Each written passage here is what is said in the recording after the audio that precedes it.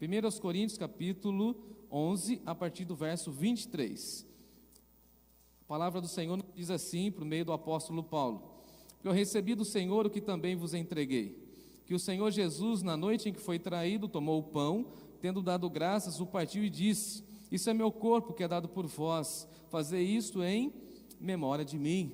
Do mesmo modo, depois de haver ceado, tomou também o cálice, dizendo: esse cálice é a nova aliança no meu sangue, fazei isso todas as vezes que o bebedes, em memória de mim. Porque todas as vezes que comerdes esse pão e beberdes o cálice, anunciais a morte do Senhor até que Ele venha. Por isso, aquele que comer o pão ou beber o cálice do Senhor indignamente será réu do corpo e do sangue do Senhor. Examine-se, pois, o homem a si mesmo, e assim coma do pão e beba do cálice. Pois quem come e bebe sem discernir o corpo, come e bebe juízo para si. Eis a razão porque há entre vós muitos fracos e doentes, e não poucos aqueles que dormem. Porque se nós julgássemos a nós mesmos, não seríamos julgados, mas quando julgados, somos disciplinados pelo Senhor, para que não sejamos condenados com o mundo. Assim, pois, irmãos meus, quando vos reunir para comer, esperai uns pelos outros. E se alguém tem fome, coma em sua casa, a fim de não vos reunirdes para juízo. Quanto às demais coisas, eu as ordenarei quando for ter convosco. Vamos orar? Senhor nosso Deus e nosso Pai, te damos graças porque o Senhor tem cuidado do nosso coração, e te damos graças porque o Senhor tem cuidado da sua igreja. Nós te louvamos por esse momento e por esse movimento do Senhor em nossa igreja. Te agradecemos porque sentimos o Espírito Santo do Senhor conduzindo a nossa igreja, e a nossa comunhão tem sido tão maravilhosa, e nós te louvamos por isso. Pedimos agora que o Senhor fale ao nosso coração. Em Jesus nós te agradecemos, em Jesus nós te bendizemos, e em Jesus nós declaramos ao Senhor o nosso amor. É no nome dele que nós oramos, Senhor. Amém. Amém. Os irmãos podem se assentar.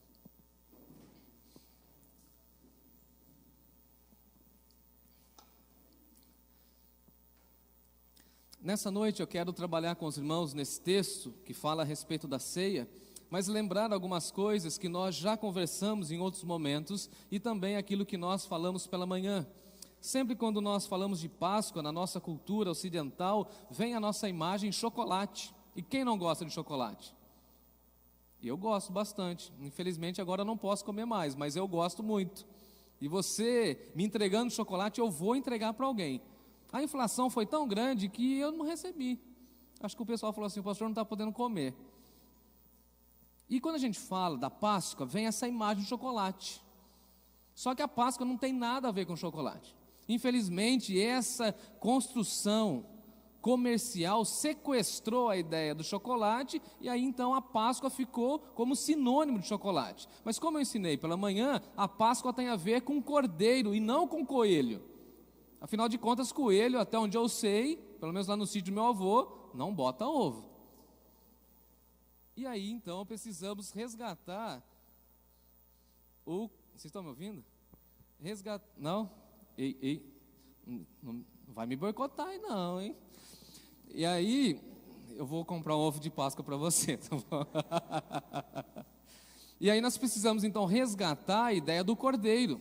Cordeiro de Deus, e Paulo vai trabalhar com o conceito que nós estudamos pela manhã, que Jesus é o nosso cordeiro pascal. Então os judeus todo ano celebravam a Páscoa, e a Páscoa era uma festa judaica. Nós somos cristãos, e por isso nós não precisamos comprar um cordeiro, cuidar do cordeiro o ano inteiro lá no quintal de casa, imolar o cordeiro e nem pegar o seu sangue e colocar nos umbrais da porta. Isso era para o judeu que lembrava da saída do Egito. Então todos os anos os judeus se reuniam como família e celebravam a Páscoa, relembrando e trazendo à memória aquilo que Deus havia feito por meio do profeta e do seu servo Moisés. Foi usado por Deus para libertar o povo, e assim o povo precisava lembrar dessa história, rememorar essa história, contar essa história, e aí comia os pães asmos, que eu expliquei pela manhã, as ervas amargas, com a ideia da pressa, e também o cordeiro. e aí então imolava-se o cordeiro e passava o sangue, como foi na primeira Páscoa, e o anjo da morte passando pela casa, e aí vem a ideia do Pessá, a expressão hebraica, Páscoa vem de Pessá, passar por cima. Então quando o anjo da morte passava por cima, falava o seguinte: essa casa, essa família tem o sangue, e tem por sinal o sangue, tendo o sinal do sangue do cordeiro, então ficará ileso da morte. E assim também acontece conosco, que somos do Senhor Jesus, amém? Temos a marca do sangue do cordeiro.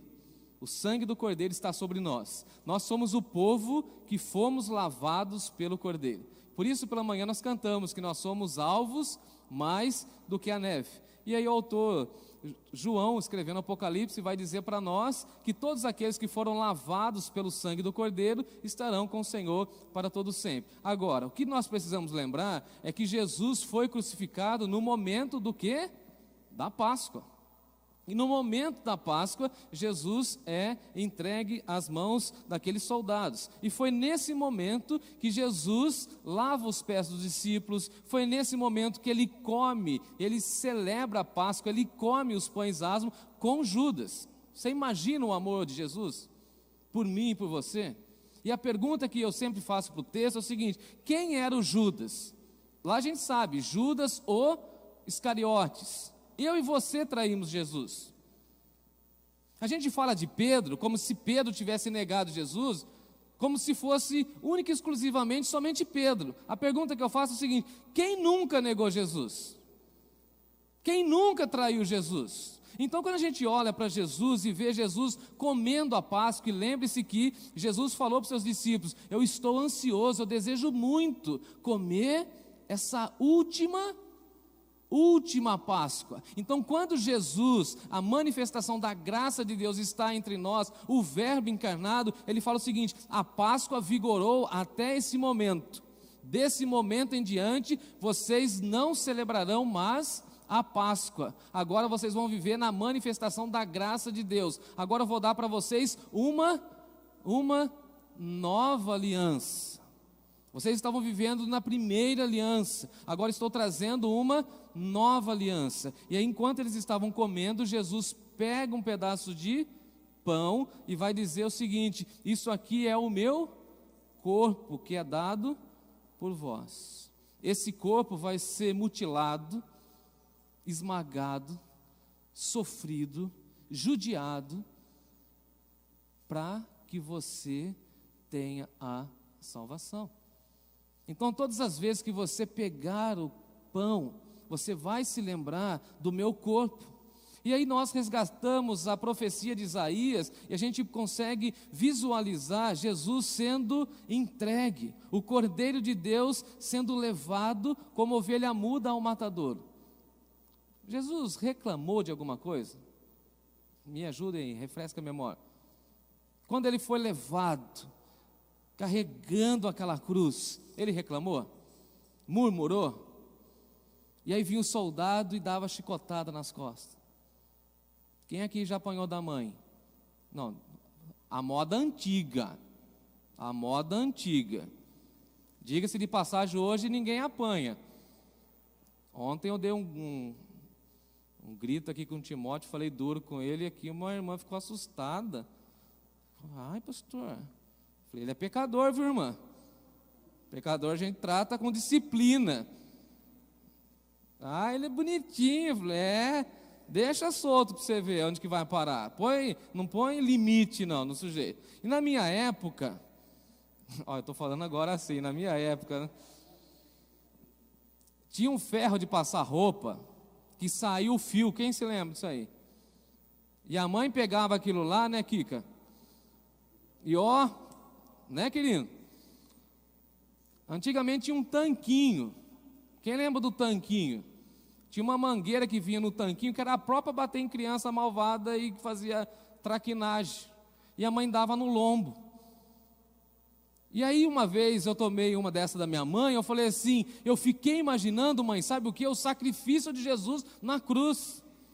Porque se tomar uma dessa aqui por desobediência já é difícil, agora você imagina Jesus apanhando inocentemente para demonstrar a mim e a você o quanto Ele nos ama, derramando o seu sangue, vertendo o seu sangue na cruz do Calvário, olhando todos aqueles pecadores e falando o seguinte: Pai, perdoa-lhes, porque eles não sabem o que fazem, eles não têm noção da loucura que eles estão fazendo, de crucificar o Filho de Deus, o Cordeiro imolado, o puro, o perfeito, e lá na cruz, diante de 2 ladrões, Ele ainda consegue evangelizar um deles por conta do seu testemunho, e eles ficam zombando de Jesus, lembram-se disso? E aí Jesus olha para eles e fala o seguinte: olha, meu filho, se você de fato está com o coração quebrantado, eu quero te dar uma boa notícia, hoje mesmo você estará comigo no paraíso. Então é o Jesus que nos dá essa oportunidade, mas Ele está caminhando, seguindo a missão de Deus, e nesse processo Ele sofre. Não sei se você consegue imaginar a cena daquelas pessoas cuspindo no rosto de Jesus, dando tapa no rosto de Jesus, e aquele corpo sofrendo por mim e por você. Aqueles insultos, por exemplo: se tu és filho de Deus, desça daí. E que bom que Jesus não desceu, louvado seja Deus, Ele não desceu da cruz porque Ele queria ressuscitar ao 3º dia. E as pessoas então fazendo zombaria com Ele: se tu és Elias, por que você não desce? Você está falando com Elias, e ele falando em palavras do hebraico e do aramaico, e ele sofrendo na cruz. E por isso, amados irmãos, nós precisamos valorizar a cruz e valorizar a ressurreição de Jesus, valorizar o corpo dele. Por isso que quando nós celebrarmos a ceia e você pegar o pão, eu gostaria muito que você pensasse nisso. Ele morreu na cruz, Ele doou o seu corpo para que eu e você tivéssemos a salvação. E diz o texto de Paulo que do mesmo modo, depois de pegar o pão e celebrar com os seus discípulos, Ele tomou também o cálice e disse: esse cálice é a nova aliança no meu sangue. Então veja que nós estamos debaixo do sangue de Jesus, e debaixo do sangue de Jesus há o quê? Uma nova aliança, um novo pacto com Deus, e agora nós podemos gozar da graça de Deus, gozar da misericórdia de Deus, e todas as vezes que nós celebramos a ceia, em memória de Jesus, nós podemos e devemos resgatar a imagem, a figura do Cristo lá na cruz, vertendo o seu sangue. Tem gente que tem aflição de sangue. Agora você imagina o corpo de Jesus pregado na cruz. Por exemplo, imaginemos um pé colado no outro, só para a gente sentir ou ter uma noção do que é dor. Sem anestesia, passa um prego. Eu me lembro quando o Mário estava aqui fazendo os andaimes, e aí chega um dia, e eu sem noção nenhuma de construção, falando com o Mário, falei: pastor, precisa comprar tal coisa. Eu fui lá, comprei prego. Eu comprei lá o prego que ele pediu. Na minha concepção era um prego grande. Eu falei: ô Mário, não é muito grande não? Eu falei: isso daí é pequeno, pastor. Imagina o prego que cravaram 2 pés de Jesus na cruz. Vamos imaginar? Eu falei: ô louco, Mário, é isso mesmo. Imagina o prego desse tamanho, os historiadores vão falar que é aproximadamente 15 centímetros, passando por entre os pés de Jesus, por entre as mãos de Jesus. E naquela posição ele não conseguiria ter nenhuma firmeza, e por isso que o corpo cai, e as imagens que nós temos é que a cabeça vem à frente, e o seu sangue começa a ser vertido, por amor a mim e a você. Então nós precisamos entender que Ele morreu para pagar as nossas dívidas, Ele morreu para quitar as nossas dívidas, e Paulo vem e diz para nós que a cédula de dívida que constava contra nós foi cravada na cruz. Imagina isso, tudo aquilo que você fez estava anotado em algum lugar, e Deus cravou lá na cruz, escreveu assim com o sangue de Jesus: está pago, tudo está pago. Você consegue imaginar? Conversando com um amigo que é policial, ele falou assim: eu vou puxar a capivara do fulano de tal. Eu falei: o que é capivara? Não sei se vocês já ouviram essa expressão. Quem aqui já ouviu? Não? O sujeito aí, dia desse, bateu o nosso carro e eu falei para ele, precisa resolver. Ele falou, não, vou puxar a capivara do sujeito. Ele falou, pastor, paga aí o conserto do carro, porque a capivara do sujeito é complicada. Deixa quieto isso aí. Eu falei, o que é capivara, meu amigo? Capivara é a ficha criminal do sujeito. Você quer que eu puxe para o senhor? Puxa lá. Quando ele entregou, era uma folha, parecia fax, sabe, de enrolada. Eu falei, deixa quieto. Eu falei, tudo que ele fez de crime está aqui. Eu falei, entendi agora, Paulo. A nossa ficha criminal, os nossos pecados. Sabe o que Deus fez? Cravou na cruz. Escreveu lá, está pago pelo sangue de Jesus. E quem não crê, está condenado. Mas o que crê, terá a felicidade da vida eterna. Ele morreu para nos salvar. Ele morreu para nos adotar como filhos de Deus. Agora nós somos filhos amados. Ele morreu para nos remir, para nos comprar. Por isso que a nossa vida e a nossa existência tem valor diante de Deus. Não deixe ninguém menosprezar a sua vida. Amém? Se sinta uma pessoa amada diante de Deus. Uma mulher amada diante de Deus, um homem amado diante de Deus. Porque quando Jesus sai da ocasião do batismo, qual foi a voz que ele ouviu? Este é meu filho amado. E quem crê nele, ouve a mesma voz de Deus. Nós somos filhos amados de Deus. Deus nos ama. E ele morreu na cruz para mostrar o seu amor por nós. E quando você celebrar a ceia, você precisa sentir o amor de Deus sendo renovado na sua vida, na sua existência, para que a sua semana seja uma bênção em nome de Jesus. Se sinta uma pessoa amada, se sinta uma pessoa pertencente à família de Deus. Eu não estou mais sozinho no mundo. Glórias a Deus, eu tenho uma igreja, eu tenho família, eu tenho um povo marcado pela cruz, marcado pelo sangue e marcado pela ressurreição, um povo cheio de esperança. Agora, ele também ressuscitou com poder e glória. Se na cruz a gente vê o Cristo sofrendo, o servo sofredor, na ressurreição, a gente não vê apenas o cordeiro, na ressurreição a gente vê o leão ressurgiu, o leão traz em sua mão a chave da vitória e da vida, porque na ressurreição, Jesus estava vencendo a morte, e mostrando que a morte não tem a última palavra. Inclusive eu estou detestando aquele jargão popular que diz assim, única certeza que a gente tem é a morte. Mentira, a única certeza que eu tenho é que a minha vida está nas mãos de Deus e que eu vou para a eternidade. Nós precisamos mudar isso aí. Aí alguém vai falar assim, o ditado popular, nós não somos todo mundo, nós somos o povo da Bíblia, porque a morte não vai dar a última palavra na nossa vida. Nós somos o povo da vida, nós somos o povo da ressurreição. Jesus falou, quem crê em mim, ainda que morra, viverá. Ainda que morra, viverá. Nós somos o povo da vida, nós somos o povo da ressurreição. Então que história é essa que quem dá a última palavra é a morte? E aí Paulo vai falar o seguinte, tragada foi a morte a tua vitória. Em Cristo Jesus nós somos mais do que vitoriosos, nós somos vencedores. Nós somos vencedores. Então quando você celebrar a ceia, lembre-se que você é vencedor. E se você morreu com Jesus, você com Ele também viverá.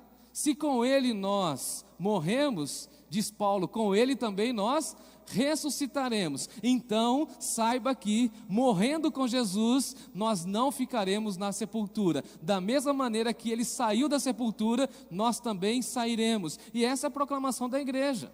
Nós cremos nisso, que o nosso fim não é a sepultura, porque depois da sepultura, a nossa vida começa na eternidade. Glórias a Deus. É outra história, é outra vida. Ele ressuscitou para matar a morte. Olha que incrível. Tragada foi a morte a tua vitória. Então, quando você pegar o pedaço de pão, você lembra do corpo de Jesus e você fala assim, Deus me amou. Quando você pegar o sangue, você fala o seguinte, a minha vida é marcada pelo sangue de Jesus. E quem é marcado pelo sangue de Jesus, não teme o diabo, não teme a morte, não teme o lobo devorador. Está na moda agora todo mundo falando assim, olha, tem que ter medo do lobo. Eu não tenho medo do lobo. Esses dias deu uma bronca no Timóteo. Que história é essa com medo? Medo de dormir. Coisa de criança, correto, está tudo certo. Depois fica adulto e fica com medo de dormir, medo de escuro. Fica ou não fica? Tem umas pessoas que falam assim, tem que tomar cuidado, ensinaram para ele na escola, né? Do bicho-papão. Aí eu falei, o que eu vou fazer agora com esse tal do bicho-papão? Imagina, Bruno, o que eu falo para ele? Chegou para mim lá, pai, quem que é o bicho-papão? Eu falei, Satanás, meu filho. Satanás. O bicho-papão. Ele está querendo papar todo mundo, querendo comer todo mundo. Ah, mas eu não quero ir com ele não. Então se entrega a Jesus, simples. Porque quem está na mão de Jesus, segundo o próprio Jesus, ninguém arrebata. Então se você é uma ovelha e você está na mão de Jesus, o diabo vai tentar pegar e não vai conseguir. Aí ele falou assim para mim, explica.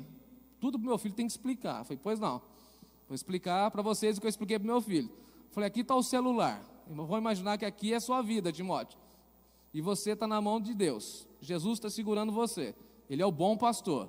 E ele dá a vida pelas suas ovelhas. Aqui está o Satanás querendo pegar você. Não vai pegar nunca, meu filho.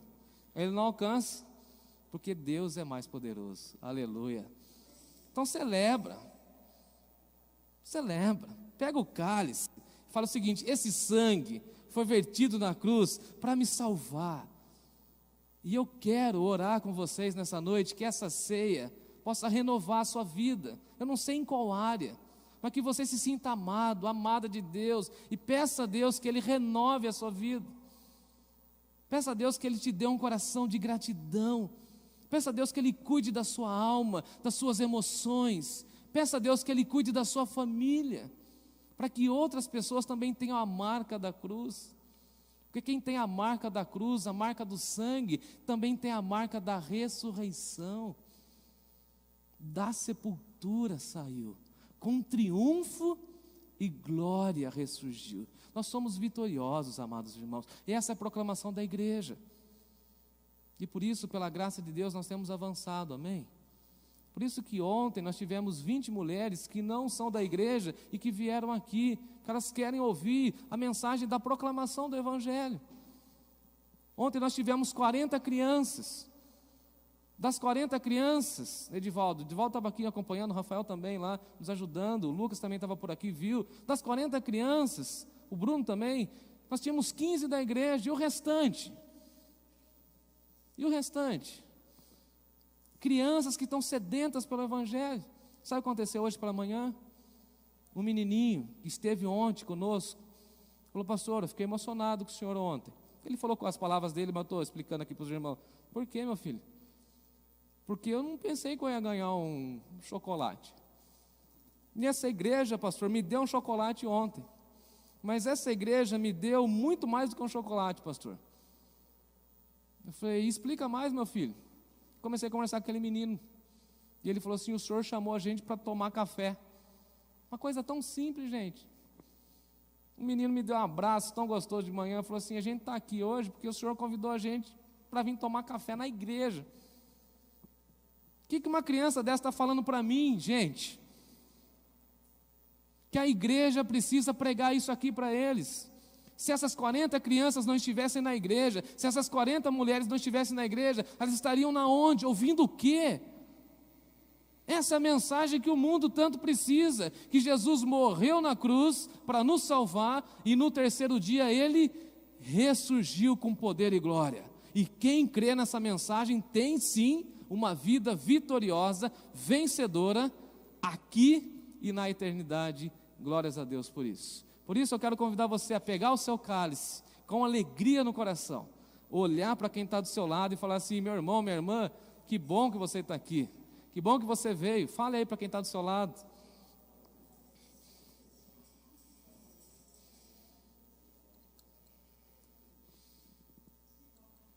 Que bom que você está aqui, daqui eu posso olhar para vocês, tirem a máscara, por favor, vamos celebrar, deixa eu ver o rosto de vocês, tanto tempo. que alguns eu não vejo. Prepare aí o seu cálice. E agora vocês vão entender, porque eu sempre estou falando que nós somos um povo bonito, gente bonita. E aqui a gente tem que se comentar assim: ó, gente bonita, povo de Deus. Pegue o seu pão, por favor.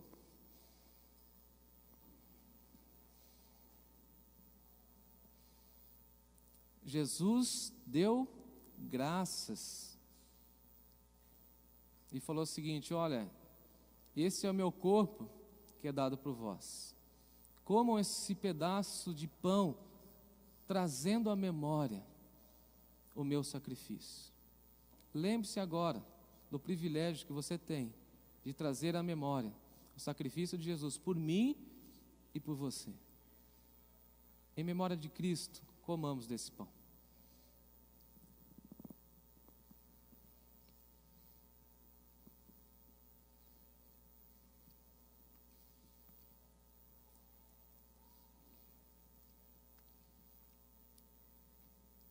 Obrigado, Senhor, pelo corpo de Jesus.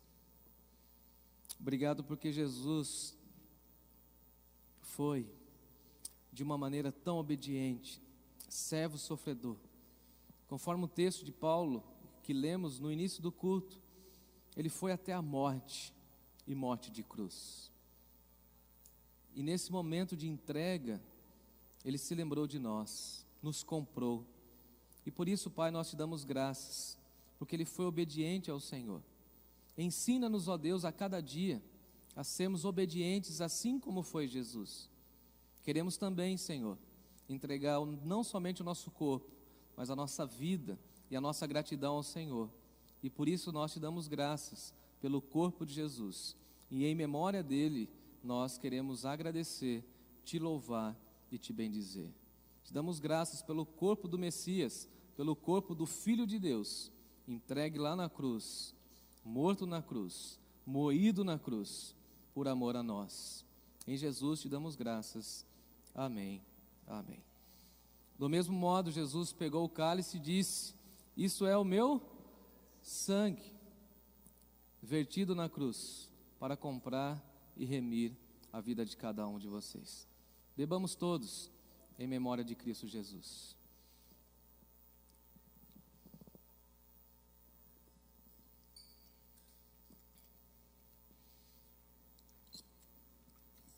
Vamos orar?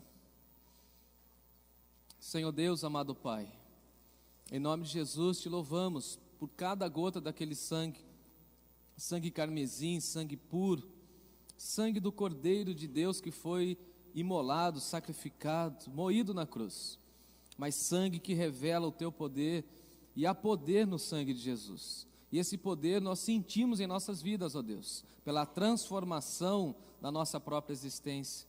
Permita que outras pessoas também possam ter esse momento de entrega ao Senhor Jesus e possam viver tão somente para a honra e glória do teu nome.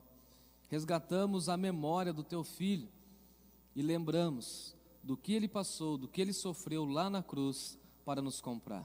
Permita, Senhor, que nós vivamos à altura desse amor em gratidão e em louvor.